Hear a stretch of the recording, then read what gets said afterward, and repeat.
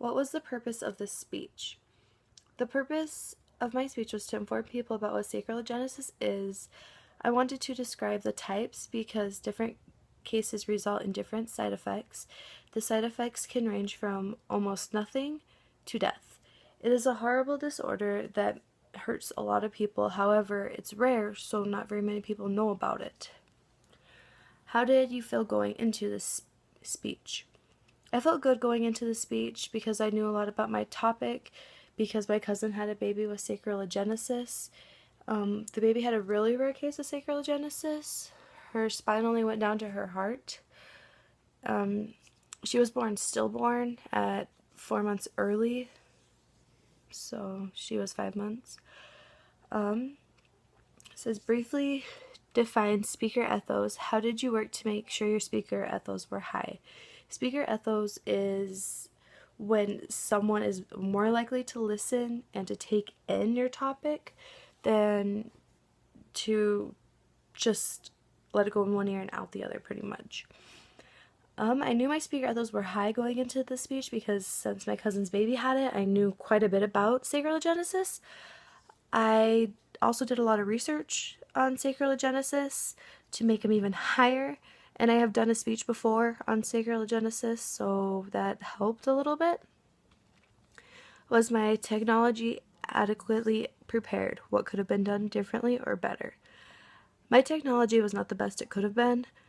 I tried to figure out how to time the PowerPoint so that the voice recording played all the way through and the PowerPoint played all the way through, so it didn't stop and didn't have to click, but I could not figure that out, so every time you needed to go to the next slide, you needed to click.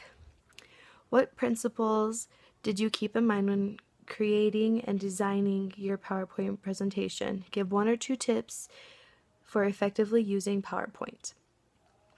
I kept in mind that I need to make PowerPoint flow as good as possible, so I made it so the voice played automatically once you got to the next slide. I also kept in mind the due date, because this is not an assignment that you can just do and like right away. You have to take time with it. It doesn't just come fast. It takes a lot of effort. I would recommend anyone that does this project not to wait last minute, because it is a lot of effort, and if you just wing it, you're not going to do very well. Also, I would recommend that you save your PowerPoint as you go along, because I had to do mine like 3 times because it didn't save and PowerPoint went all funky. Let's see, what's the next one? What element felt natural to you? What felt odd? I felt natural to be talking about what happened to my cousin's baby because I have given a speech on it before. I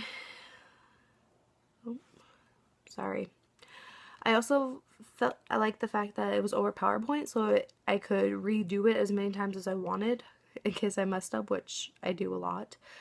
The outline felt really funky because I am not used to the way it's set up, but I am determined to figure it out. How did you consider your audience when developing your speech?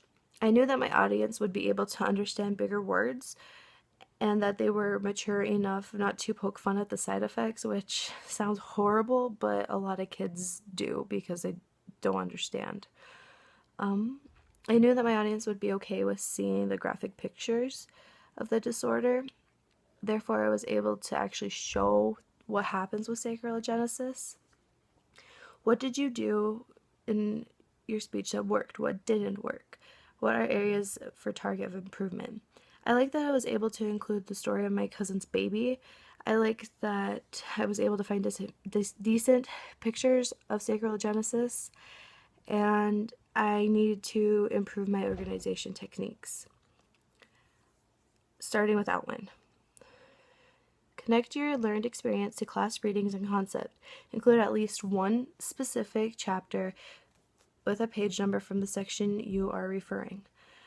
I need to review all of chapter 10, the whole thing of the outline, because I did not do very well in the outline. I am trying to get it, and I will get it. Thank you.